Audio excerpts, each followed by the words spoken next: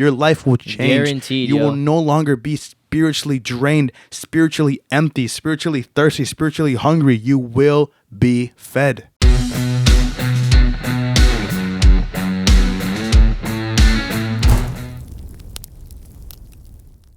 What's up, guys? Welcome back to In the Fire. Thank you guys for tuning in, whether you're listening on Spotify, iTunes, or watching us on YouTube. We appreciate you. Welcome to episode 20. Yo, we made it to 20, yo! Yeah, whoa, yeah. Yeah, whoa, yeah. Yeah, yes. 20 episodes later. 20 episodes later, and this kid is still weird. My gosh, let me tell you. Woo, my boy, you better watch it. Listen. All right, so today... Whoa, episode 20. Yeah, episode 20. Yes. Yeah, Bro, man. the people clicked on this video to hear about Okay, emptiness, and you're right. over here going... All right. Ow, ouch, ouch. Okay, intro over. Let's get into it. Let's get into it. Okay. What are we talking about? Nah, bro, for real, though. All right. For real, like talking about- the people clicked on this video, and they clicked on it for a reason. Yes, sir. The reason being, they probably feel this way. Yes, sir. Now, this feeling is interesting because I've felt it, so I could talk from experience. Same here. This feeling is kind of hard to describe. And I Yeah, know a lot of yeah. people I are can- feeling yeah. this way. Maybe they're talking to a friend. They're like, I don't know what I feel or why I feel this way, but I just don't know how to describe it. I just have no motivation, but I'm not really sad. Like, I'm not like depressed sad. Like, I don't think my life is poo-poo, but I do feel this weird way where I don't want to do anything. I'm kind of like living day by day. I wake up, do my, I gotta get up for work or school. I'm out, yo. Do it. You come home and you're like, I'm gonna take a nap. And then you take a nap, you do your thing. And then the next morning it's just the same thing, right? You can watch the routine episode for that one. But Emptiness, I could say, is basically a reoccurring feeling of dissatisfaction. A feeling that like makes you go like, man, is this all I was made to do? yeah. Like what? It, also, like this numbness, like you kind of just stop enjoying things. Yeah. Like the things you used to get excited for, it's like you're not getting excited anymore. It's like lost the enjoyment value and has turned into more of a distraction. Yeah. It's a feeling that you get after you have came back from the thing you used to get out of reality. Yeah. Right? Because that's what we do with distractions. Yeah, man. So we're talking about emptiness. And that emptiness, I mean... Like, I just want to start off by saying I feel like the majority of people feel this way without knowing it. Yeah. I feel like the majority feels this way and they kind of take it as normal. Like, maybe it's just like this is just how I feel. Feeling I just have every time like I do this one thing, whatever, I gotta get over it. But I think it's something either that the majority feels or everybody feels at least one time in their life. Yeah, like this is the feeling you're talking about after the party's over. We're talking about like the feeling after that high leaves, after you're no longer high, no longer drunk, after the buzz leaves, after the party, after you come home from going to that person's house that you were intimate with, that you know you really shouldn't be intimate with, after you turn off the PlayStation, after you turn off the Xbox, after you turn off the PC. It's that reoccurring feeling of like dissatisfaction. And you hit on it. I feel like a lot of people know this feeling very well. And I feel like it's as if this feeling is like that one unavoidable friend. Like you try so hard to not see that friend or that family member or whoever it is. Yeah. But you always run into them. And you try your best to get away, but you can't.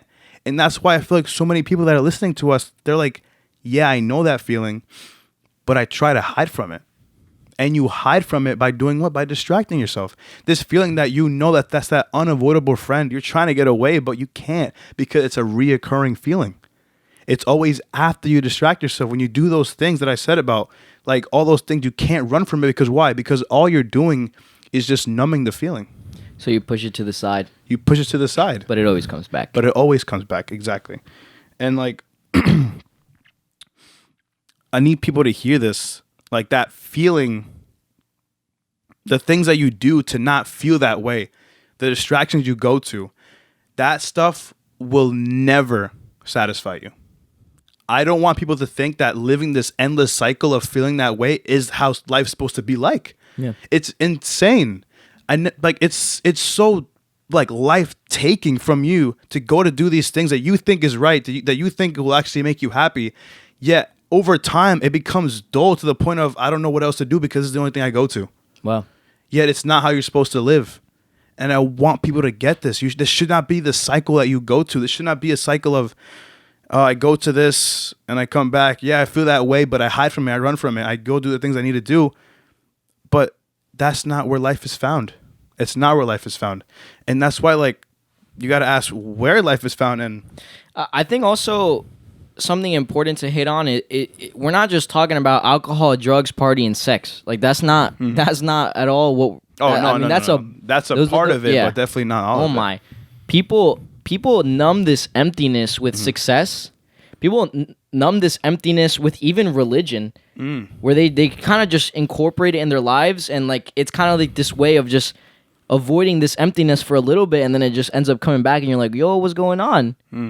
There's so many ways that we numb this emptiness that we all have. Yeah. Yep. But then when you try to fill up that emptiness and then it all like disappears, you're still empty. Yeah. And I wanted to establish this this concept of thirst, right? And I'm not talking about like physical thirst when you're finished with a soccer game or when you finish exercising and you're thirsty, you need some water. I'm not talking about physical thirst. I'm talking about a spiritual thirst. I'm talking about a soul thirst. I'm not talking about that hunger, that spiritual thirst you feel. And that's why like I wanted to establish this, because that thirst, that spiritual hunger, that spiritual thirst that you feel every day is that emptiness. Yeah. And you're trying to fill that void with things that will not fill it. Yeah. You're trying to quench your thirst. And that's why it's hard to describe the feeling, is because it's not flesh. It's not, you can't say, oh, I'm hungry, let's go eat. Thing is, you're going to get hungry again. You're going to get hungry again. This is something that is the soul, right? This is something that no matter how you try to fix it, you can't fix it. Wow. Right? Not with worldly things. Not with worldly things, because we'll get to the solution at the end. But you gotta wait. You gotta watch it. But I'm hungry. All right, so you go eat. I'm thirsty, so you go drink. You know, these are worldly things that you try to satisfy with. But I'm empty. I'm gonna go to the party. Didn't work. I'm empty. I'm gonna do this. Didn't work. I'm empty. All I need is money. Then I'll feel good. You get the money. Why do all these rich people up there? Why are they not happy? Why are they dissatisfied? Because they thought, once I get up there, I'm going to be satisfied. My soul will be filled. You know, I just want to live a life where I could just travel the world and relax and live like I'm retired at 30. Cool, you're retired at 30. Now what? Wow. Your soul is hungry. Wow. Your soul is hungry, and you can't fill it with worldly things. Wow. And it's so true. It's like a spiritual shaped hole in your heart. Yep. You can't do it with fleshly things. You can't do it with things of this world because they will not fill it. And that's the thing that everybody feels. And so stop running from it. Like, don't try to hide from it with these things, but face it and understand. There's a verse in, I think it's in Matthew, and it's with the Beatitudes, right? And the first verse says, like, blessed are those who are poor in spirit, because they will see they will see God, or they will see the kingdom of heaven, or theirs is the kingdom of heaven. That verse is saying those who are poor in spirit. Those who are spiritually bankrupt, those who have acknowledged the fact that they are thirsty, right? You can just have that feeling. Yeah, I know what you're talking about, guys. I've had that feeling before. Yeah, but do you actually acknowledge that feeling? Yeah. Because again, you can hide from it, and hiding, we've been doing that for our whole lives. We hide, and that's how we've grown up, to hide from it, by going to vices that don't fill up that spiritual God-shaped hole. And so that's why, like, that spiritual shaped hole, you can't fill it. Like, you can't fill it with worldly things. With this spiritual shaped hole, right? In that verse, poor in spirit. I forgot. Poor in spirit. Again, if you acknowledge the fact that you are spiritually bankrupt, if you acknowledge the fact that you are thirsty, you're going to do something about it, right? Yeah. When you're thirsty physically, you get water. Right. Unless you can't. But if you can, you will. If you see a water bottle, you're going to take that water bottle. Yeah. Same thing with spiritual. Like, spirituality is no different. If you're thirsty and you recognize that spiritual thirst with that emptiness we're talking about, do something about it. Don't hide from it. Don't try to drink sand, right? We're talking about spiritual thirst. Yeah. When you try to fill that emptiness, that spiritual thirst with things of this world by going to people's houses, like doing things, doing drugs, whatever, and or careers, things we haven't talked about like that. When you do that, you're like basically drinking sand when you're thirsty. Nobody eats sand first off, nobody would even eat salt if they're thirsty. That'd make them more thirsty.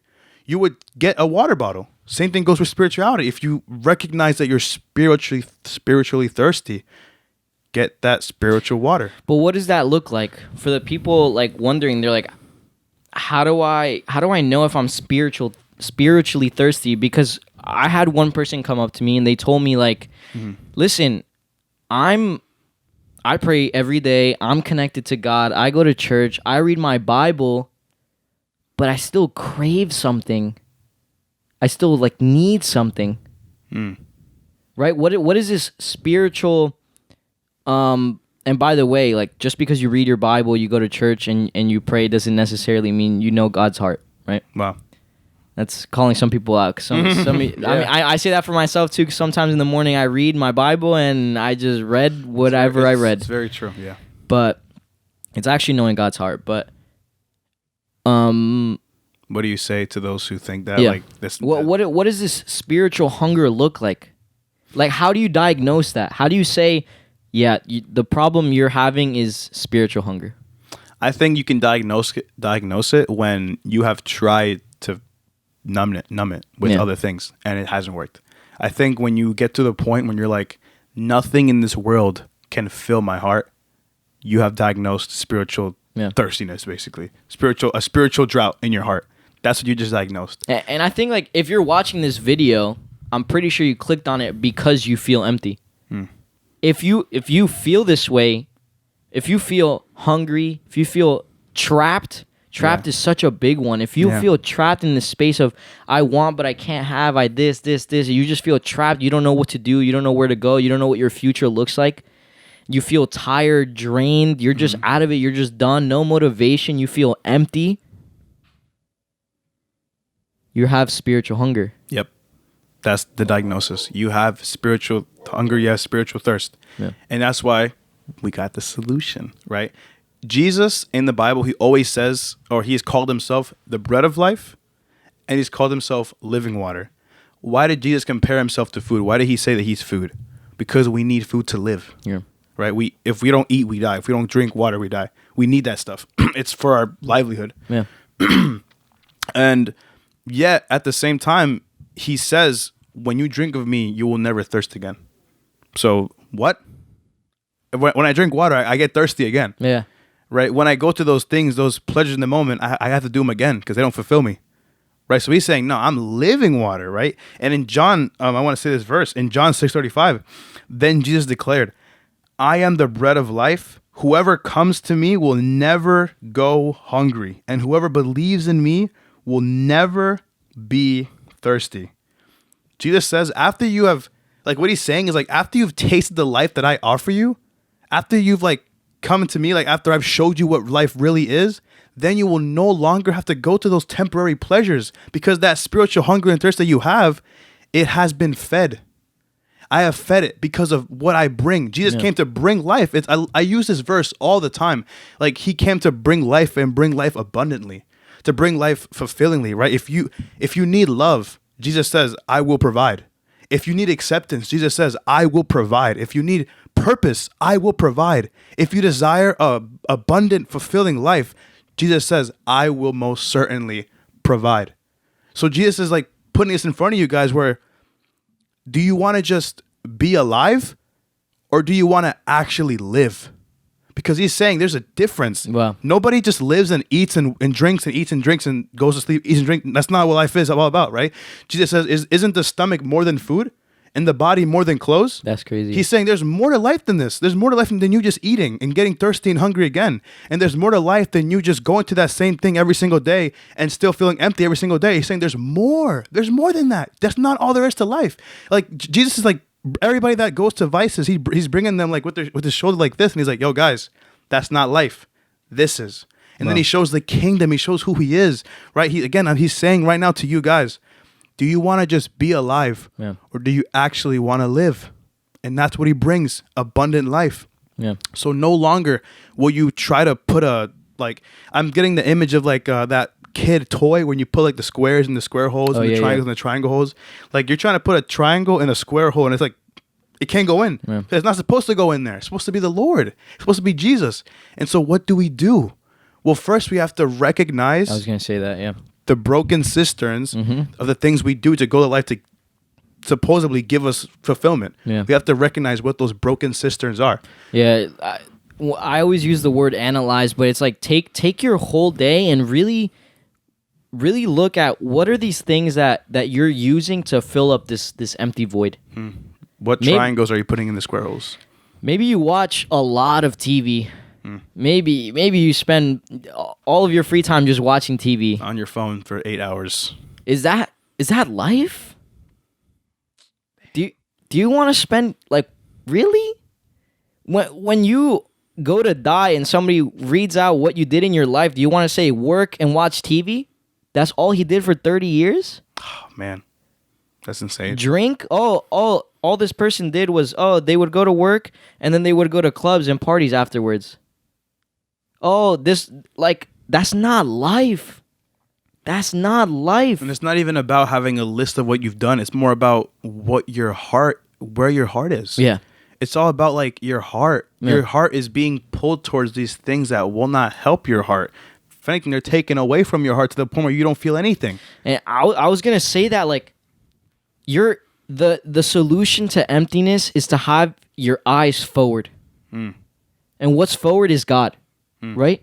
Have your eyes forward. Have your eyes on the prize. Have your eyes on this goal that you have. Because the problem is we feel empty when you're not going after this goal anymore. You know, that idea of when you wake up and you're like, I gotta go to work. You're dreading it because that's not your purpose. You're not supposed to be there.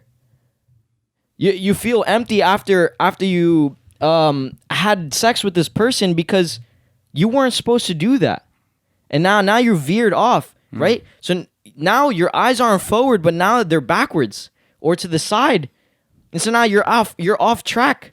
Wow. You're not on your way to your destination. Now you're just adding time to your GPS because you're taking longer to get there. Damn. Because you decided to veer off. Wow. And you know what? Like the Bible and God promises restoration and redemption, right? Always. God's always saying, yo, over here. He's snapping his fingers. He's saying, yo, look forward. Eyes on the prize, baby. Eyes on the prize. Crazy. But you're too busy trying to distract yourself to go all these other directions when you're supposed to have your eyes forward. And those different paths are always temptations. Oh, yeah. It's our flesh. It's hard. I mean, it might be easy for us to recognize what we do to go away, to relieve reality, to be distracted. But it's hard actually to not do them.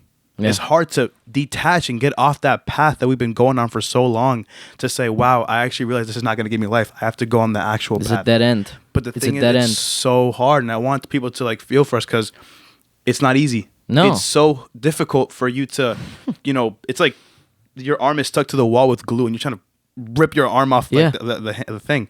You possibly could, you can, just takes effort.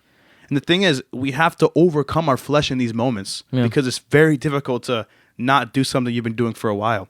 And especially doing something that you thought was giving you life, that you love to do. You have to realize when those things are bad and when you've been shown that those things are terrible, those things will not give you life, it's time to go back. Yeah. You can always recognize it, but we said it before. Wisdom is knowing the right thing to do and then doing it. It's not just knowing the right thing to do. If you just know about everything that you go and the systems that you go to, but you don't not go to them, where's the growth? What's going to happen? You're going to keep on feeling empty. Yeah. And something I always pray is for God to take the blindfold off of people. Because what happens is they get veered off into this direction, but they think they're going in the right direction. This idea of, don't worry, I'm on my way to the destination. Oops, no, you're not. Wow. When you realize it's too late. Wow. Well, it's never too late. But when you realize it's that's when you hit this emptiness. Yep. Because, for most people, you don't feel that emptiness right away. it's kind of like after you do it for a while, and then you're like, whoa, why is this not filling me up no more? Why is this not fulfilling? Why is this not Because you hit that dead end. You hit that road of emptiness. And you know what? When you veer off in the GPS, guess what? Yeah, you want to get back, but now you have to drive all those minutes back. Mm-hmm. So like you said, it's not going to be easy. It's not just, oh, I realize that I'm empty. Boom, let's get back on the path. And poof, you're back on the path. If it is like you got to drive back. Yeah. It's going to be hard. It's going to be challenging. But guess what? When you get back on that prize, when you get back on having your eyes on the prize, that feeling of emptiness is filled. Yes. It's filled. Because all this temporary stuff, you're feeding your flesh. You're not feeding your soul. Perfect. Wow. That's good. And to go back to the question, like, I feel like, some people might be asking, what the heck's a broken cistern? Right? Well, what is that? Well, first of all, there's a verse in Jeremiah that says, "For my people have committed two evils. They have abandoned me," in quotation, in parentheses, they rejected me, "the fountain of living water, and they have carved out their own cisterns, broken cisterns that cannot hold water." But first off, what the heck's a cistern? What does that mean? Right? A cistern is an artificial reservoir of like that can hold and get water, right? So like you would dig into the ground and like carve out stone to like, get rainwater, right?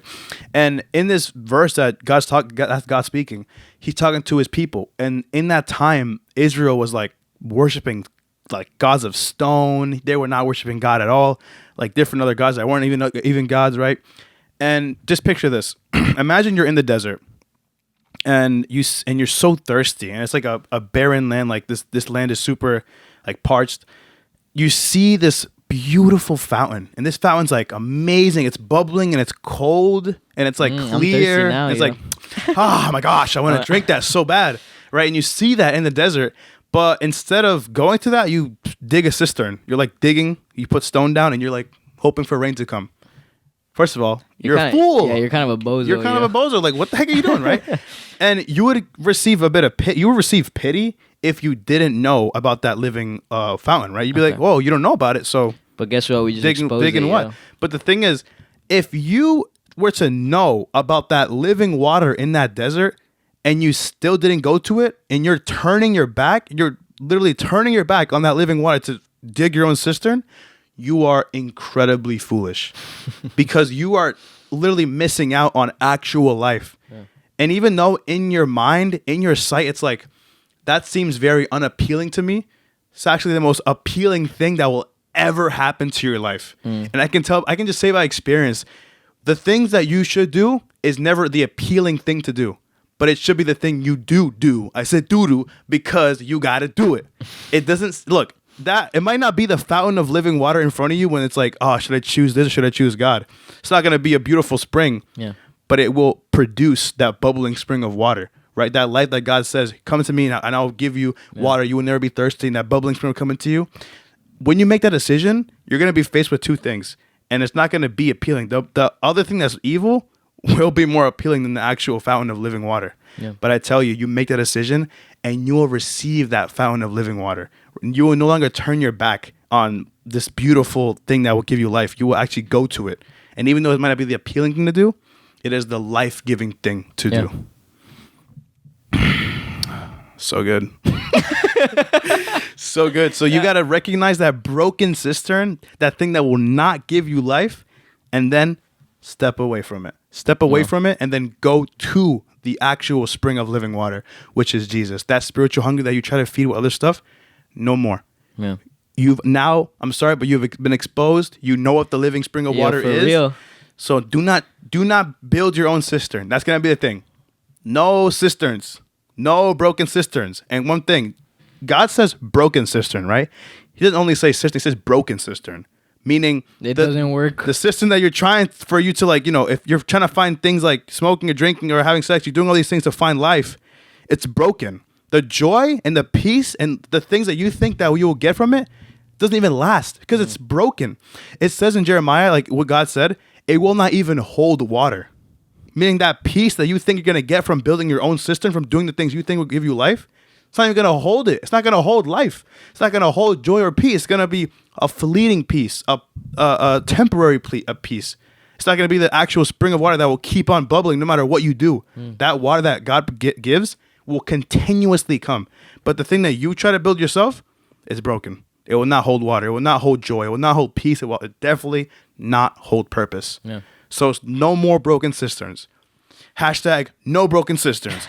Hashtag no broken cisterns. It's time for you to take a step back, push it to the side, and go to the living water. No more broken cisterns. Because that's where you will find fulfilling life. Yeah. No more boring life. No more cycle. No more I go home and do this. And I do feel a little bit of happy, but after it's done, I need more of it. I was going to say, like, some of you out there, you're like, I don't have to do drugs. I don't drink. I don't have sex. And you still feel this way for a reason, because we all thirst. I don't care if you're living your life supposedly perfect and you're doing your thing, you change it up, you have a good routine, you've watched all the other episodes, you don't get angry fast, all this good stuff. But your soul is still hungry. Your soul is still thirsty. You have something so good. All of us have different things that we indulge in. Yeah. That's the crazy thing about us. We're not all the same person. You might indulge in games. I might indulge in, being with females. Like, the thing is, we all indulge in different things. So those things that we indulge in could be that broken cistern, or most likely will be that broken cistern. Yeah. So you have to recognize that. It could, whatever you indulge in, that's not the Lord, whether it's Netflix, your phone, other things, more worse things, more like lower things. I mean, all kind of the same, honestly. You have to recognize that, because it could be a broken cistern. And, like, we're all different. Yeah. So it's whatever you indulge in, like, be aware of that. All right, so we just exposed this feeling of emptiness. Yes, we did.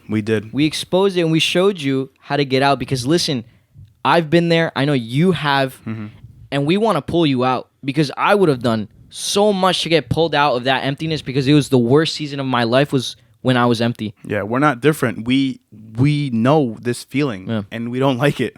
No, we don't like it. Like, quick story. My thing that I indulged in was video games, right? Probably a lot of people indulge in that, but like that was like my scapegoat. Yeah. I always left reality by doing that, and it always felt good to do it. It was fun, honestly. Yeah. And there just came a point, like, I remember this, because I would do it every day, and I had a really good time. But like, as the days progressed, they came one day when I was playing, and I don't know, I think many of my friends weren't on, and I was like, I got up and I left my room. And I was like, I feel so empty, because I'm putting this thing up like, this is my God. This is what I serve. I love this. This is what gives me life. And eventually it shows out that it's a broken cistern, right? Because it did give me happiness. Like, it made me feel happy, like when I laughed and did all this other stuff. But eventually it got to the point where it didn't hold it anymore. It's like, that's not going to last. It's not everlasting joy, everlasting peace. It's not the peace that Jesus gives. It's not the purpose that Jesus gives. It's a simple distraction from the reality I have to face. And sometimes, not going to lie, I want to go back to that and leave reality. But that's the mature thing, to understand that it's a broken cistern, and that I have that bubbling spring of water in front of me every single day. Not even just mature, but you're saving you. Like, you're saving your life, because you went from just being alive to actually living. Right? If you were still in that, like, I can't imagine what your life would be like if you were still in that feeling of emptiness, but doing what you wanted to do. Look, just because you want to do it doesn't mean it's right. We've talked about it before. We have, yeah. There's a lot of things that our flesh hungers for that our soul should not be hungering for. As soon as we receive that's Spirit, what I'm saying. Like, flesh is different than your soul. And that's like the most key thing you have to understand here. The feeling you have is a spiritual thirst. Yeah. And it's hard to get spiritual, like, to be spiritually fed when you're dealing with your flesh. It says in the Bible, like, the spirit and the flesh are at constant war. Yeah. You will be at constant war every single day trying to feed that spiritual thirst, because your flesh is in the front. One is eternal. Yet the temporary one is so much easier, so much nicer in our eyes, a beautiful thing in our eyes to grasp. Yeah. Yet we have to remember there's more, there's eternal things. That flesh that is so beautiful to see, and we want to get that flesh because it's temporary, yet we love it, it's not going to last. It's not eternal. We will not bring that to the kingdom. We won't bring it when we die. Yeah. Like, that's temporary stuff. So we have to choose that, because now it's become a war. Yeah. When you recognize the fact that your flesh is at constant war with your spirit, you can understand that this is my flesh speaking, not my spirit. Wow. And I need things to feed my spirit, not my flesh. Wow. Guys, you guys heard it here first. We're getting you out of that emptiness now. We're getting you out. We're getting you out. No more emptiness. You need to be fed by the word. feed by the word, read the Bible, like get that living water. The living water is in Jesus' words. It says in John 1, he is the word, the word of God. The word became flesh. That word is him. That's Jesus. I think I said it before, if Jesus was in front of you right now, you might follow him most likely, but he is. It's the Bible. Download it on your phone. Read it. If you have like an old one, like blow off the dust and read it, because that's where living water is found. That's where the bread of life is. Jesus says, man does not live by bread alone, but by every word that comes out of the mouth of God. And that word is from the Bible. So read that and get fed, and you will. And I can promise, then he can promise you guys, your life will change. Guaranteed. You will no longer be spiritually drained, spiritually empty, spiritually thirsty, spiritually hungry. You will be fed. Yeah. Wow. Amen. Amen. I was gonna say too, like, don't take this as one of those motivational videos where you get up in the middle of the night, do push-ups, and you're like, I'm gonna change my life. I'm gonna start going to the gym. Like, this isn't just a spike of motivation. This is a slap in the face, an awakening call for you to wake up and change your life, because it's not going to hold, and this feeling of emptiness will grow, and you will get emptier and emptier and emptier. This is an installation of the mind where you guys can now leave this video and understand broken cistern, living water. Yeah. Every time you live your life and you see, this is in my broken cistern, pushing it away, getting to my living water, we promise that change will come. Yeah. It is by acknowledging the broken cisterns. No more broken cisterns. No more broken cisterns. No more broken cisterns. No more. All right, thank you guys so much for tuning in. Whether you're listening on Spotify, iTunes, or watching us on YouTube, we appreciate you. We love you. We're gracious for you. We're gracious for you. Grateful for you. Oh, okay. No, only God gave you grace. Okay. We're grateful for you. Thank you guys for tuning in. We love you. Peace out. No more broken cisterns. They get it, bro. They get it.